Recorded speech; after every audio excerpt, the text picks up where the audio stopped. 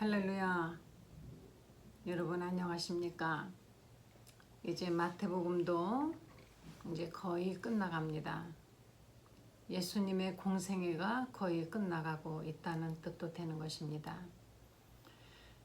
이 땅에 우리를 위해서 말씀이 육신이 되어 오신 예수 그리스도는 이제 죽으실 때가 다 되었습니다.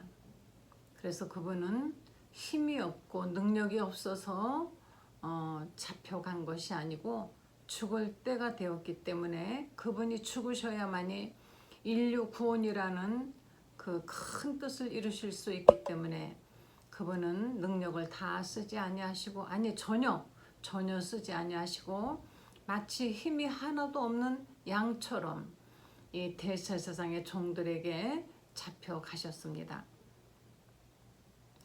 이 사람들이 예수님을 죽이려고 정말 수도 없이 기회를 받지만 이때까지는 예수님을 죽일 수 있는 어떤 명분이 없었어요. 그래서 그 명분을 찾으려고 이 사람들은 몇 년 동안 계속 예수님께 말도 안 되는 질문을 하고 예수님으로 하여금 어떤 말의 올무에 걸리든지 또는 그들의 눈에 뭔가 확실하게 예수님을 죽일 어떤 구실을 찾아낼 수 있다면 죽이려고 했지만 예수님이 아직 때가 되지 않았기 때문에 그런 기회를 주지 않으셨고 또 지금도 잡혀가시는데 예수님은 아무 죄가 없습니다. 왜 잡아가는지 아무 이유 없이 무조건 잡아가는 것입니다.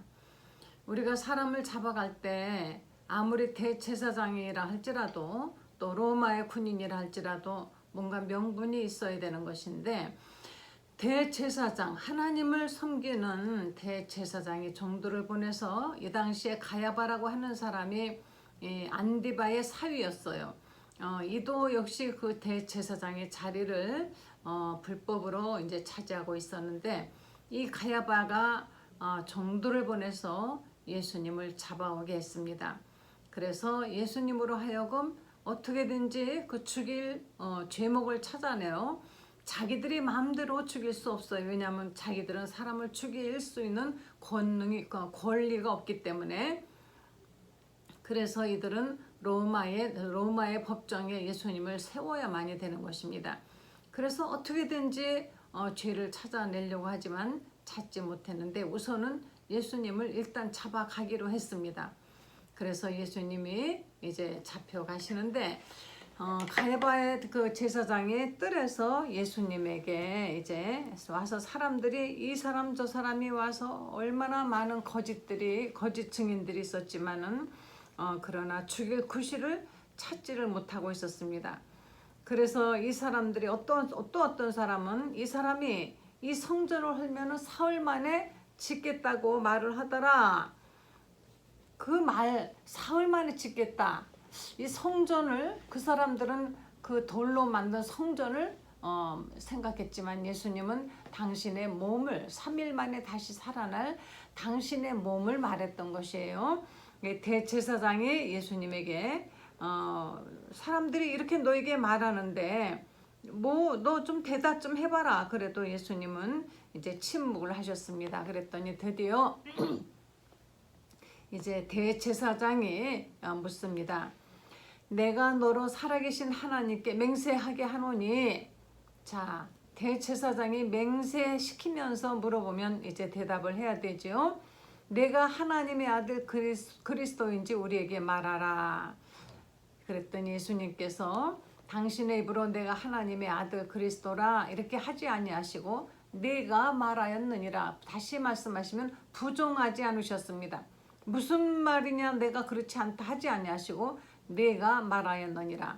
그러나 내가 너에게 이르노니 이후에 인자가 권능의 우편에 앉아 있는 것을 앉아 있는 것과 권능의 우편에 앉아 있다면은 그분이 바로 권능을 가진 권세자라는 뜻이죠.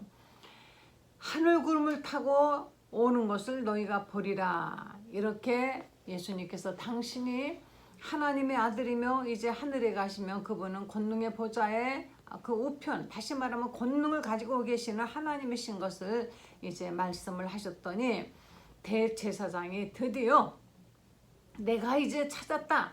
이를 죽일 명분을 찾았다 하는 뜻으로 자기 옷을 찢었습니다. 그리고 그가 신성모독하는 말을 들어 하였으니, 다시 말하면 하나님을 더럽혔으니 이런 뜻이지. 하나님을 모독했으니 어찌 다른 증인이 더 필요하겠느냐. 보라, 너희가 지금 이 신성모독하는 말을 너희들이 다 들었도다. 너희 생각은 어떠하뇨 하고 이제 사람들을 선동하면서 물었더니 사람들이 사형에 해당합니다 하면서 이제 모두가 다 거기에 동조했습니다. 그리고 예수님의 얼굴에 이제 침을 뱉고 주먹으로 치고 손바닥으로 때리면서 이제 예수님을 이때부터 참혹하게 이들이 정말 비참하게 예수님을 학대하기 시작을 했습니다. 예수님이 기도하시면 하늘에서 금방 천사가 와서 그들을 금방 태워 죽일 수도 있지만은 예수님은 그 권능을 쓰지 아니하고 그들이 침 뱉는데 그들은 그냥 침뱉음을 당하고 때리면 맞으시고 손바닥으로 때려도 그냥 맞으시면서 이제 이분은 전혀 항거하지 아니하시고 아무 힘도 쓰지 아니하시고 죽기로 작정하셨습니다. 그런데 이때 예수님의 제자들이 일제히 예수님이 잡히자마자 다 도망갔는데 이제 베드로가 예수님의 뒤를 이제 살살 쫓아갔습니다. 예수를 잡은 자들이 가야바에게로 가니까 베드로가 멀리서, 가까이 가면은 혹시나 자기도 잡혀갈까봐 멀리서 예수님을 쫓아가 가야바 제사장의 그 뜰 바깥에 하인들이 있는 곳에까지 가서, 그때 다른 성경에 보면은 추워서 불을 펴놓고 있었다 그랬습니다. 근데 그 불을 같이 쪼이면서 예수님을 봤다 그랬습니다. 그런데 예수님을 그렇게도 위해서 제가 목숨을 버리겠나이다, 내가 주를 위해서 죽을지언정 주님은 절대로 그런 일이 없을 것입니다 했던 베드로가 예수님이 잡히시니까 예수님을 멀리서 쫓아가서 어떻게 되는가 궁금은 했나 봐요. 그나마 다른 제자들은 뭐 쫓아오지도 않고 멀리 가버려 어디에 꽁꽁 숨었지만 그래도 베드로는 몹시 궁금했습니다. 그래서 제사장의 뜰 바깥에서 이제 화인들과 같이 불을 쪼이면서 안을 끼욱거리고 이제 쳐다봤습니다. 그랬더니 이제 거기 어떤 여종 하나가 가만히 보니까 예수님과 3년이나 같이 다녔으니 왜 낯이 안 익겠습니까? 너도 갈릴리 사람 예수와 함께 있었지 않았느냐? 갈릴리 사람, 예수님은 갈릴리 바닷가를 다니면서 제자들과 함께 말씀을 전하시고 복음을 전하시고 하셨던 분이기 때문에 사람들은 예수님이 또 이때는 갈릴리 사람이라고, 갈릴리 사람 그 사람과 함께 있지 않았느냐 하니까 베드로가 무슨 말이냐? 나는 알지 못하노라 하고, 너 무슨 말하는 거야? 네 말이 도대체 무슨 말인지 나는 알지도 못한다 하고 아주 펄쩍 뛰면서 부인했습니다. 그러면서 앞문까지 이제 가니까 다른 여종이 다른 사람들을 보고 이 사람은 나사렛 예수와 함께 있었도다. 그 다른 여종은 또 이 사람이 바로 나사렛 예수라 하는 사람하고 함께 있었도다 하고 확실하게 말을 했습니다. 그랬더니 베드로가 맹세하고 또 부인하여, 여기서 맹세하고 또 부인한다는 거는 우리 맹세할 때 어떻게 합니까? 진짜 내가 목숨 걸고 맹세, 아니면 내 하나님 앞에 내가 맹세 이러면서 정말 그 자기가 말하는 것이 사실이라는 것을 상대방에게 믿게 하려고 이와 같이 맹세를 하죠. 그러면서 난 진짜 몰라, 난 그 사람 진짜 알지 못한다고, 그 사람이 누구야 도대체, 나사렛 예수가 누구야, 이랬던 것입니다. 나사렛 예수가 뭐 하는 사람이야 도대체, 네 집 무슨 망 보는 사람이야, 어디 뭐 하는 사람이야, 난 알지 못한다고, 뭔 소리 하는 거야, 이렇게 이제 말을 한 거죠. 베드로가 이렇게 했더니 조금 이제 후에 어떤 사람이 가만히 베드로를 보니까 그 어디서 본 것도 같고 그 말소리가 뭔지 왠지 이상하거든요. 뭐라고 아마 서로 이야기를 하고 있었나 봐요. 그랬더니 너도 그 당이라. 네 말소리가 너를 표명한다. 네 말이 바로 나사렛 예수라고 말하고 있다. 참 무섭지요. 그 말을 들어보면 안다는 것입니다. 우리가 주위에 교회 다니는 척하지 않는, 교회 다니는 거 전혀 표를 안 내고 있는 사람들도 자꾸 얘기를 하고 어떤 상황이 있다 보면은 그 입에서 어떤 말이든지 하여간 자기가 예수 믿는 사람이라는 걸 자기도 모르는 사이에 드러낼 때가 있습니다. 저는 길에 가면서 이렇게 주님 어쩌고 주여 어쩌고 기도를 할 때가 있는데 나도 모르게 주여 그럴 때가 있습니다. 깜짝 놀란다든가 또는 어떤 때는 뭐 이렇게 네라고 말을 안 하고 아멘이라고 말을 할 때도 있고 나도 모르게 주여 아멘 혹은 아버지 소리가 이 세 가지의 단어가 자주 이렇게 튀어나올 때가 있어요. 그러니까 그리고 누가 뭐라 그러면 벌써 내 입에서 기도하면 됩니다. 기도하세요. 기도해드리죠. 뭐 이러면서 또 뭐 예수를 비난하고 하면은 그때는 뭐 가차없이 나도 모르게 막 그냥 성경 이야기를 하죠. 예수 믿는 사람들은 어디 가도 너희는 세상의 빛이라 산 위에 있는 동네에 숨기지 못한다 그랬습니다. 절대 우리는 숨길 수가 아무리 내가 나를 숨기려고 해도 저절로 드러나는 것입니다. 이 베드로가 네 말이 너를 표명한다 하니까 그가 이번에는 저주하며 맹세하여 내가 만약에 예수를 안 되면 내가 진짜 내 목숨을 막 진짜 버리겠다 혹은 뭐 무슨 뭐 내가 인간이 아니다 뭐 이런 식이겠죠. 예? 내가 솔직히 내가 그렇다면 내가 뭐 개다 그렇다든가 어떤 그런 저주하고 맹세까지 하면서 나는 그 사람을 알지 못한다 하고 베드로가 아주 열심히 그냥 무슨 소리야 난 알지 못하고 가버리면 좋은데 계속 맹세하고 저주하고 이러면서 나는 그를 알지 못한다. 그런데요 누가복음에는 그때 예수님이 가야바 제사장 뜰 그 안에 있다가 바로 그 바깥에서 네가 저 사람하고 같이 있었지 너 저 사람하고 같이 있었어요 넌 분명히 그 당이야 하는 얘기를 예수님이 들으실 때 그때마다 베드로가 난 저 사람 알지 못해 뭐 예수가 도대체 누구야 뭐 나사렛 예수 나는 도대체 들어본 적도 없다 내 생전 처음 듣는다 내가 진짜 목숨 걸고 내가 만약에 저 사람은 안 돼 인간이 아니야 하면서 막 부인하는 그 소리를 예수님이 들으시고 돌아보셨다 그랬습니다. 당신이 사랑하는 제자가 분명히 예수님과 함께 먹고 마시고 했던 그 제자가 조금 전까지만 해도 내가 주를 위해서 목숨을 버리겠나이다 했던 그 제자가 제사장의 종에 그 귀를 칼로 자르면서까지 호기양양해가지고 덤비던 그 제자가 맥없이 예수님을 부인하는 그 모습을 예수님이 고개를 돌려서 보셨다 그랬습니다.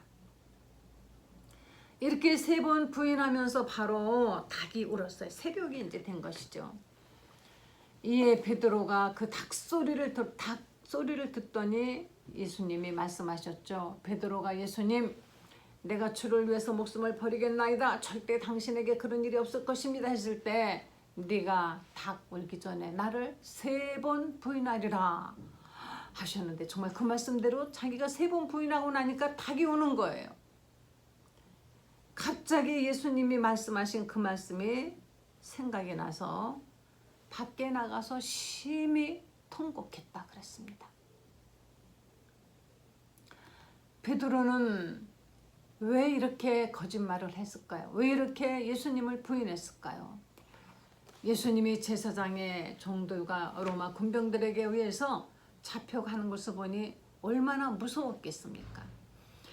자기도 예수와 한패를 하면 자기도 분명히 잡혀서 죽을 것을 뻔히 아니까 목숨의 위협이 오니까 베드로는 예수님을 부인했습니다. 분명히 예수님이 가르쳐 주신 그 정말 많은 천국 비유의 말씀과 그 진주와 같은 놀라운 하나님의 그 말씀. 예수님이 가는 곳마다 병자들을 수도 없이 고치고 죽은 자도 살려냈습니다. 문둥병자가 고침받고 소경이 눈을 뜨고 안전병이가 일어나 걷고 혈류병도 낫고 생전 고치지 못했던 사람들 중풍병자도 일어나 또 막 뛰어가 이런 놀란 역사들이 일어난 걸 보았습니다. 경험했고 자기들도 그 일을 해봤습니다. 그런데도 불구하고 예수님이 잡혀가니까 그만 그 가지고 있었던 그 모든 믿음이 어디로 가버렸는지 그에게 찾아온 것은 두려움밖에 없었습니다. 그래서 이는 예수님을 바로 그 앞전에 두고 마당 안에 계신 예수님, 고난받으시고 사람들에게 따귀를 맞고 침뱉음을 당하고 매를 맞는 그 예수님을 앞에 두고 베드로는 예수님을 부인했습니다. 그리고는 닭소리가 들릴 때 그는 밖에 나가서 심히 통곡했다.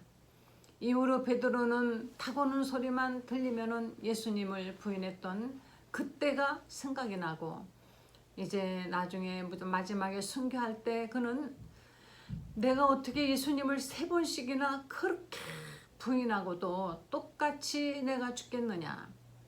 나를 십자가에 거꾸로 다루라 그래서 이는 거꾸로 매달려 죽었다는 것입니다. 그런데 그렇게 죽을 수 있었던 그 베드로가 이때는 왜 그랬을까요? 우리의 믿음은 우리의 힘으로 되는 것이 아닙니다. 경험했고 눈으로 봤고 귀로 들었고 머리로 분명히 인식하고 있지만은 성령이 나의 마음을 강하게 붙들어주지 아니하시면은 우리는 자꾸 넘어지고 부인하고 그렇게 비겁하게 예수를 모른다고 부인할 수밖에 없는 이 세상에 나가서 예수를 안다고 예수를 믿으라고 하는 것은 용기가 필요한 것이며 그 용기는 우리의 의지로 되는 것이 아니라 성령이 우리에게 그 같은 힘을 주셔야만이 되는 것입니다. 그래서요 전도는 아무나 하는 것이 아닙니다. 성령에 이끌리고 성령의 힘을 받아서 하는 것이에요. 예수님께서 하나님의 아들이라는 이 명분을 이 대제사장들은 이제 그 말을 듣고 죽일 명분을 찾았습니다. 그래서 이들은 하나님의 아들이라고 하는 사람은 율법에 의해서 당연히 신성모독이라 하여서 이들은 예수님을 죽일 수 있다라는 확신을 갖게 되었습니다. 그러나 자기들이 자기들 손으로 죽일 수는 없었어요. 그러니까 예수님을 로마 법정에서 이제 세워 죽여야 되는데 로마법에는 그런 법이 없거든요. 내가 하나님이라 한다 할지라도 정신 나간 종교 지도자 이렇게 생각하지 더군다나 내가 하나님의 아들이라 한다고 해서 그걸로 사형을 집행할 수 있는 그런 명분은 로마법에 없었던 것입니다. 그래서 이들이 이제 이후에 어떻게 예수님을 몰아가는지 우리 한번 보시기 바랍니다. 사람들은 정말 악해요. 그러나 하나님은 이런 악한 인간들을 대신하여 십자가에서 아들을 희생시켜서 그들의 죄를 다 씻어내시고 하나님의 자녀 삼으시길 원하는 것입니다. 왜냐하면 애당초부터 죄라는 것은 인간 스스로가 만들어낸 것이 아니라 마귀로부터 왔기 때문에 마귀에게 속아서 그 마귀 때문에 그렇게 악해지고 죄를 짓는 것이기 때문에 하나님은 마귀의 사망 권세를 부셔버리고 그 권세를 대항하여 부셔버리고 우리를 거기서 구원해 내시는 것입니다. 이렇게 예수님을 부인했던 베드로, 그 베드로 왜 그랬을까 할 것이 아니라 과연 나는 사람들 앞에서 예수를 부인한 적이 없는지, 사람들이 예수님을 욕하고 빈정거릴 때 모르는 척하고 가만히 듣고 있었는지, 아니면은 같이 혹시 흉본 거 아닌지, 예수를 모른다고, 난 예수 안 믿는다고 혹시 부인하셨습니까? 어떤 사람은 직장에 취직하려고 거기가 다른 종교를 믿는 데인데 자기 부인했다고 나중에 회개하는 사람을 봤습니다. 그래야 취직이 되니까. 취직 못하면 못했지 그걸 부인할 수는 없지 않습니까? 거기는 그런 종교라도 나는 예수를 믿는 사람입니다. 나는 기독교인이고 크리스찬입니다 하고 당당히 밝혀서 안 되면 하나님이 더 좋은 직장 주실 거죠. 더 좋은 일을 주실 겁니다. 우리 하나님 앞에 정말 다구기 전에 3번 부인했던 베드로처럼 바깥에 나가서 심히 통곡하는 그런 사람들 되지 않도록 예수님을 어디 가나 우리가 인정하시고 부인하지 마시고 예수님을 드러내는 성도 여러분 되시길. 우리들의 말이 나타냅니다. 우리가 가만히 있어도 우린 저절로 드러나요. 그러니까 부인하지 말고 예수를 드러내십시다. 기도하시겠습니다. 주님, 우리가 예수를 얼만큼 이 세상에 드러내며 예수의 이름을 얼만큼 거룩하게 영화롭게 나타내고 있는지 우리 다시 한번 생각해보는 시간 되게 주시기를 원합니다. 우리의 말이, 우리의 행함이, 우리의 얼굴이, 우리들의 삶이 예수를 드러내며 예수를 나타내며 예수를 전하게 하여 주시기를 원합니다. 사랑하는 성도들을 하나님 축복해 주셔서 언제나 예수를 드러내는 삶, 예수를 드러내는 축복을 받게 하여 주시길 원합니다. 감사드리면서 우리 구주 예수님의 거룩하신 이름으로 기도했습니다. 아멘. 여러분 부디 행복하게 그리고 건강하게 그리고 복되게 잘 사시길. 그래서 예수가 여러분들의 삶을 통하여서 막 드러나게 하시기를 간절히 축원합니다.